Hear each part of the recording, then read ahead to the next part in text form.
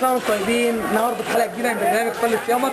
النهارده هنتجول في الشارع نسال الناس ونتمنى ان عدد كبير جدا من الناس تفوز ندخل فرح على الناس. يا رب الناس تبقى فرحانين. انتظروني في اسئله جديده واجابات كتير. كل سنه وانتم طيبين. معاكم ابراهيم مصر وحسن سعيد. صلي صيامك. كل سنه وحضرتك طيب. ام رمضان جاوبت اجابه صحيحه. كل سنه وحضرتك طيبه. دي بدايه من البرنامج. قبل ما نقفل قولي حاجه للناس. قولوا لهم وانتم طيبين ويتعود عليكم بألف خير. وحضرتك طيب. الله يبارك في عمرك. عليكم وعلى الشعب كله. الله يخليك. انتظرونا في محتوى جديد. زياد صادق. عايزه ايه يا محمد؟ في حضانه يا زياد ولا في مدرسه؟ جبتين. في درس. طيب احنا هنسالك سؤال ونديك مجموعه من القصص. ماشي؟ ام الرسول صلى الله عليه وسلم قول انا آمنة. السيده امنه. مبروك يا زياد كسبت مجموعه. مبروك يا زياد.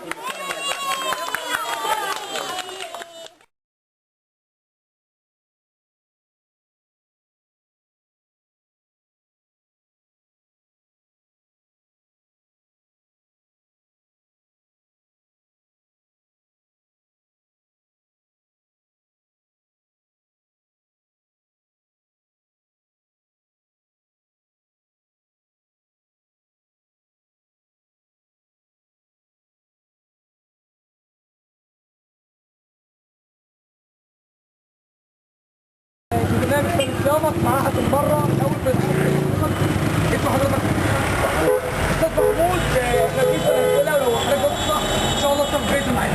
عايزين نعرف عندنا كام صلاه في اليوم؟ العشاء 4 العصر تمام والظهر والفجر. والفجر مبروك. الاستاذ محمود جاوب اجابه صحيحه. الف مبروك. هديه مقدمه للبرنامج. كل سنه وحضرتك طيب ورمضان كريم عليك. قولي الناس في رمضان. كل سنه وحضرتك طيب واشوفكم في الفيلم الجديد ان شاء الله في برنامج صيامك في رمضان. والنهارده هنسال بعض المره ان شاء الله. نتمنى ان عدد كبير من الناس تفوز. في البدايه نتشرف في حضرتك وام احمد. ام احمد كل سنه وحضرتك طيبه. طيبه حضرتك احنا بنسال حضرتك عندنا صلاه العشاء كام ركعه؟